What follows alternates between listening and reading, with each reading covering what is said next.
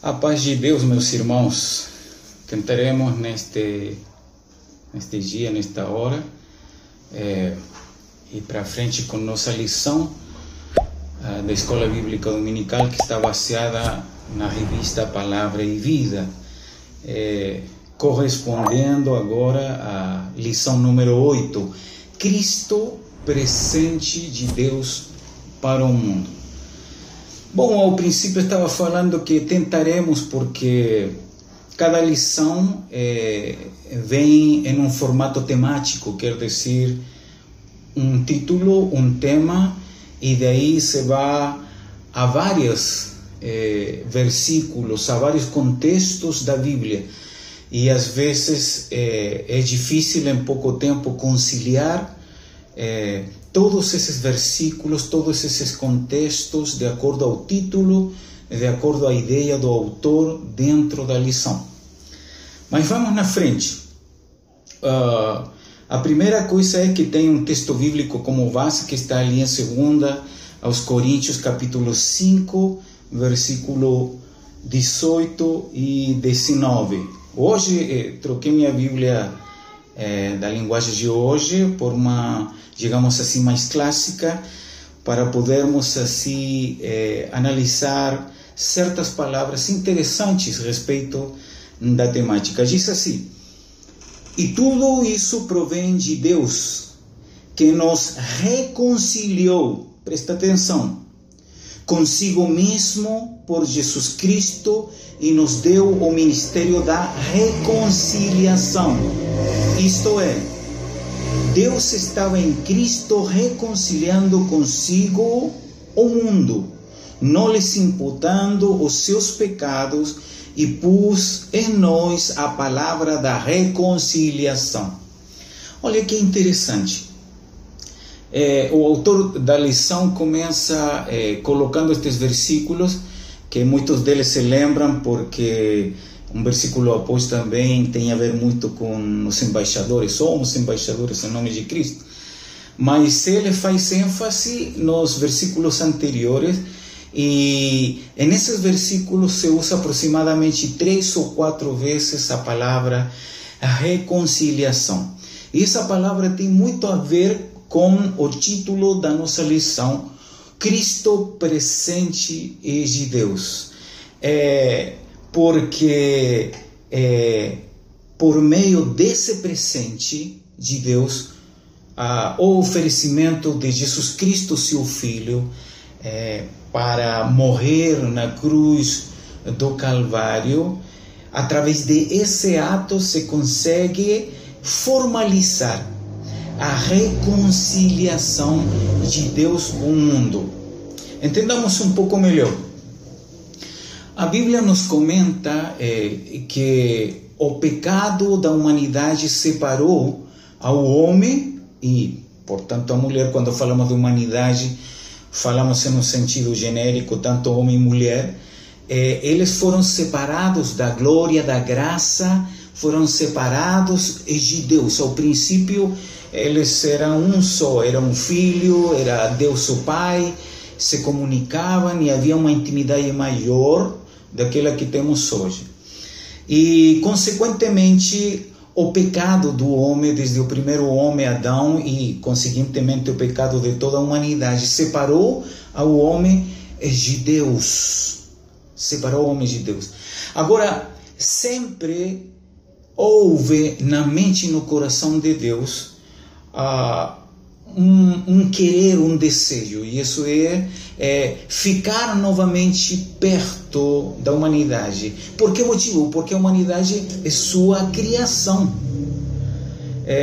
O livro de Efésios diz que fomos criados, todos nós fomos criados para a alabança, alabança em espanhol, louvor em português, louvor da sua glória.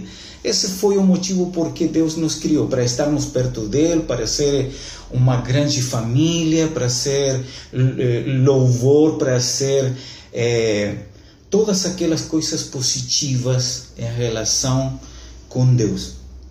Agora, o pecado separou o homem, a humanidade de Deus.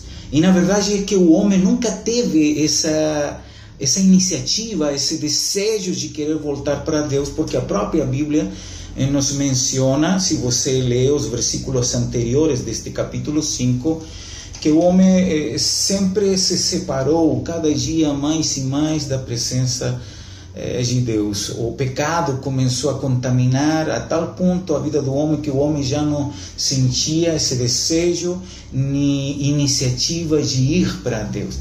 Então, a palavra mesma sustenta, como diz o autor aqui na lição, que o homem não pode receber coisa alguma se não lhe for dado do céu. Isso está ali em João capítulo 3, versículo 27. Ou seja, quer dizer que todas as coisas provêm, manam, tem iniciativa no desejo, na mente e no coração de Deus.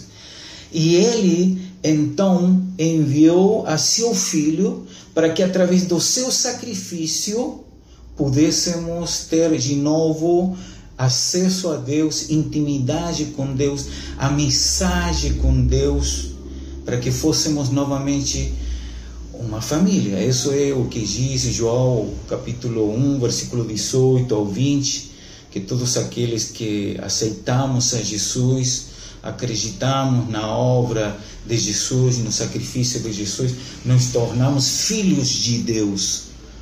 Nós tornamos filhos de Deus. É por isso, porque temos entrada novamente à família de Deus, a ter, digamos assim, intimidade, maior amizade com Deus, nosso Criador. Tudo bem. Só que este versículo usa essa palavra reconciliar, e eu fui procurar lá alguma informação que quero compartilhar com vocês. Essa é uma palavra composta, é uma palavra latina, reconciliare, e está composta de duas outras palavras. O prefixo re significa fazer novamente, significa voltar a fazer, significa também outra vez. Olha que interessante, o prefixo re. E conciliar vem de conciliar em latim, que significa tornar amigável, fazer amigos, unir. Olha que interessante. Então, essa palavra composta, reconciliar, significa que Deus quer fazer novamente, quer voltar a fazer, quer fazer outra vez amizade com nós. Amizade com nós. Para que voltemos a ser seus filhos queridos, amados, e nós tenhamos Ele também como nosso Deus, como nosso Pai. Então, esse é o sentido de reconciliação, que Deus nos reconciliou através de Jesus, para que voltássemos a ter amizade, comunhão, intimidade com Ele. O autor da lição coloca também uma palavra interessante que aparece ali no livro de Romanos, capítulo 3, e versículo... eu perdi um pouco aqui. Romanos 3, 25. Diz assim: ao qual Deus propôs para propiciação pela fé no seu sangue, para demonstrar a sua justiça pela remissão dos pecados dantes cometidos sob a paciência de Deus. Olha, o apóstolo Paulo também no livro de Romanos usa outra palavra que nos ajuda a compreender essa questão da reconciliação. Ele coloca outra palavra também, que é propiciação. Olha que interessante, vamos aprender, porque aprendendo estas palavras podemos compreender o versículo, o texto e o contexto daquilo que significa. Então, como bem o autor coloca ali, propiciação vem do grego ilasterion, que significa tornar-se favorável. Opa, o que significa isso?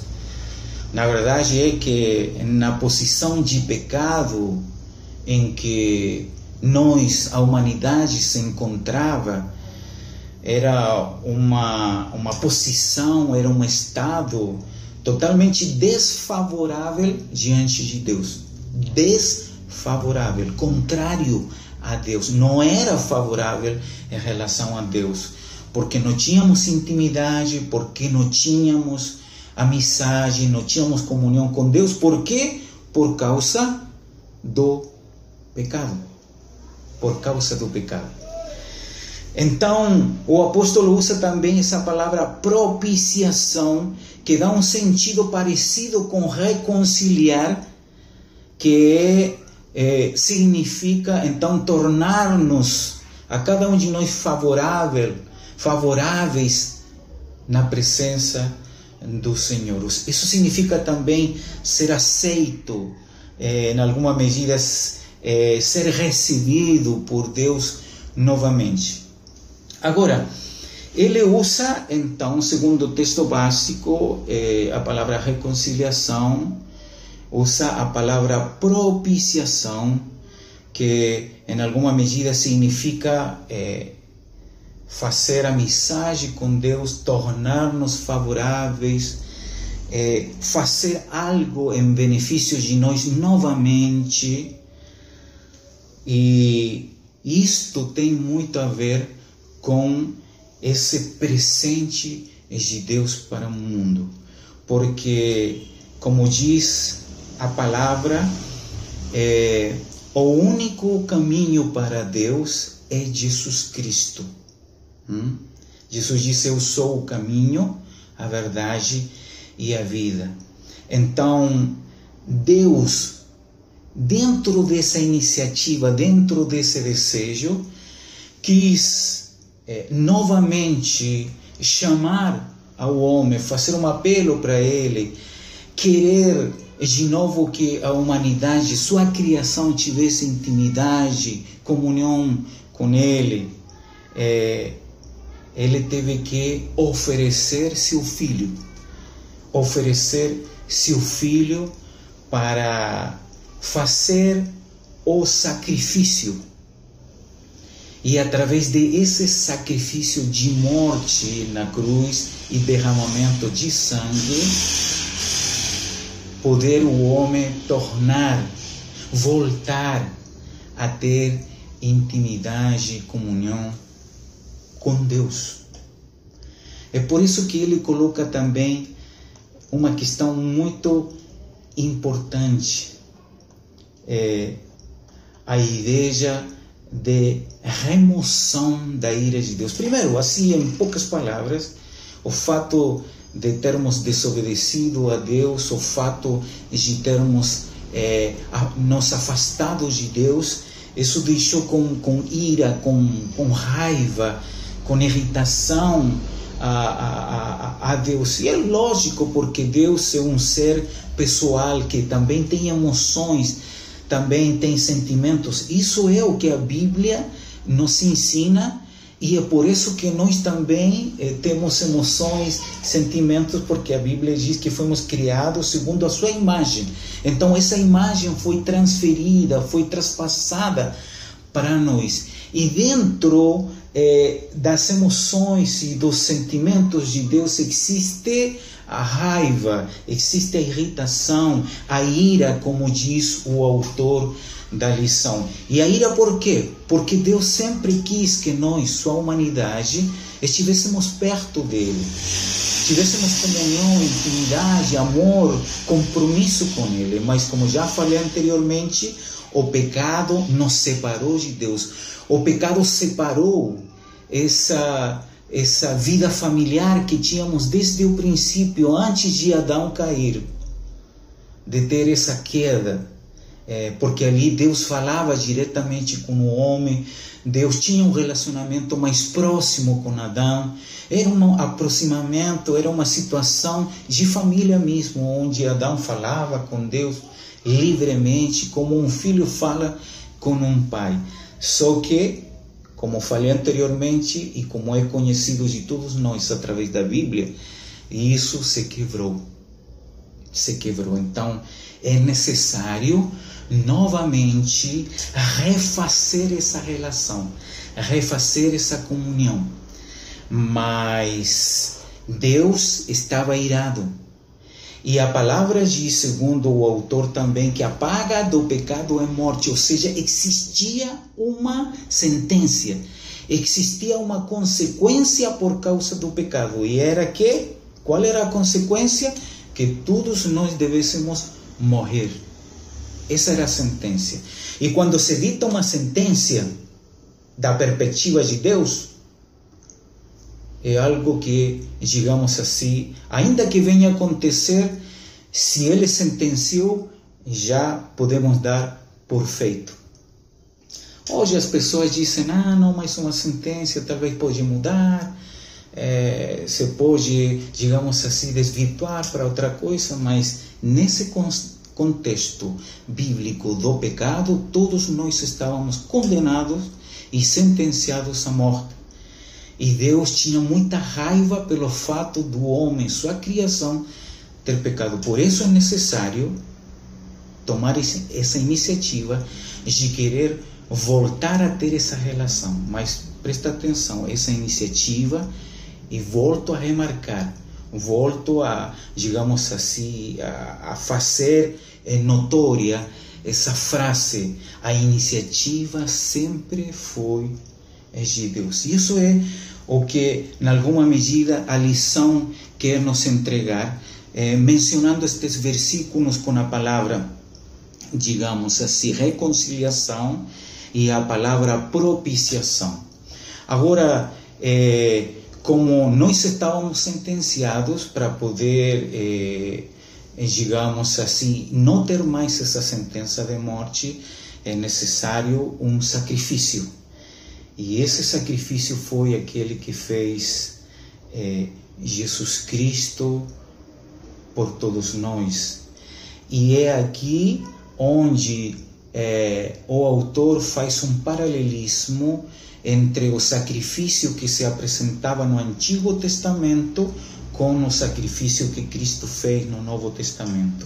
Ele diz assim: no Antigo Testamento, dentro do templo, digamos, a tenda que se colocava no meio do arraial, ou no meio do acampamento dos israelitas, era uma tenda que representava o templo onde estava a presença de Deus. Existia o lugar santo e o lugar santíssimo, que esse lugar santíssimo é conhecido também por Santo dos Santos, onde podia entrar só uma vez o sacerdote para expiar, ou seja, para oferecer sacrifício e Deus perdoar os pecados do povo. Diz que ali dentro do Santo dos Santos, ou também sinônimo chamado de lugar santíssimo, existia então dentro deste tabernáculo a Arca da Aliança, uma arca que existia, que Deus tinha dado para o povo, e que, olha, presta atenção, essa arca era usada como uma base e um fundamento para poder fazer os sacrifícios naquele lugar. Ou seja, acima do tabernáculo se faziam os sacrifícios. Olha, e o autor coloca uma coisa interessante, diz: o nome da tampa de essa arca da aliança era chamada caporete. E esse caporete tem relação com a palavra que nós vimos aqui em Romanos 3:25. Essa palavra caporete no hebraico tem o mesmo sentido, tem a mesma relação de propiciação no Novo Testamento. Olha que interessante. Então, diz que o ato que acontecia em aquele lugar onde era derramado o sangue acima dessa tampa, esse sangue era aceito por Deus e servia como instrumento, como meio para que os pecados do povo fossem perdoados. Olha que interessante. Agora, por que o autor remete ao Antigo Testamento? Porque o simbolismo da Arca da Aliança, o caporet, essa tampa que simboliza a propiciação, era, digamos, um utensílio que se usava, era um meio para o perdão de pecados. Em alguma medida, isso é o que nós chamamos em teologia tipologia, ou seja, algo que simboliza uma situação no passado que vai acontecer no futuro. E claro, é verdade, na antiguidade, dentro do povo de Israel, o sacerdote derramava o sangue na cima dessa tampa, também parte do sangue, e ali era propiciado ou propiciados os pecados do povo, ou seja, eram perdoados através desse instrumento, desse meio que era a morte de um cordeiro e o derramamento do seu sangue. Então, no futuro, no tempo de Jesus, já no Novo Testamento, nós sabemos que para os pecados da humanidade serem perdoados, é necessário um sacrifício. E esse sacrifício quem fez por nós foi Jesus na cruz do Calvário, e o derramamento do seu sangue, olha, se precisava de alguém, um cordeiro, o outro animal puro no Antigo Testamento. Agora se usa a pessoa de Cristo. Se derramava sangue na tampa para propiciação de pecados, ou seja, para perdoar os pecados do povo. Agora, se pelo derramamento de sangue de Jesus Cristo se perdoam os pecados de toda a humanidade. Só que existe uma diferença entre estes dois exemplos. No Antigo Testamento, o derramamento do sangue, a propiciação, perdoava pecados por um ano. Agora, no Novo Testamento, no exemplo, na tipologia de Cristo morrendo na cruz e derramando o seu sangue, isso significa perdão para a humanidade toda, não só para um povo específico, para a humanidade toda, e não é só por um ano, ou seja, não tem um limite, é ilimitada, é para sempre, é para sempre. Olha que formosura, olha que impressionante o significado do sacrifício de Cristo na cruz do Calvário. Estamos indo bem. Bom, eu acho que estamos indo bem. Espero ter podido dar uma ideia lógica e de uma forma, digamos, lenta, mas que seja compreendida por todos nós. E por que eu faço agora este parênteses? É porque temos que fazer a relação de tudo que eu tenho falado com o título. Cristo, o presente de Deus, diz assim, para o mundo. Tudo que temos falado tem uma relação com o título, porque existia a humanidade, existe a humanidade, existe Deus pelo outro lado, um Deus que toma iniciativa, um Deus que quer voltar a ter comunhão, intimidade, sentido familiar com a sua humanidade que ficou perdida em seus delitos, em seus pecados, que se separou de Deus por causa do pecado. Existe uma iniciativa na mente e no coração de Deus de querer voltar a refazer, a reconciliar, a voltar a fazer algo que se perdeu lá no Jardim do Éden quando o homem desobedeceu. Mas para poder alcançar essa reconciliação, essa propiciação, para voltar a ter essa intimidade, essa comunhão, essa filiação de filho e pai, de voltar a ser uma família novamente unida, é necessário um meio para perdoar pecados. É necessário um meio para voltar a ter essa comunhão. Porque a sentença estava acima de nós.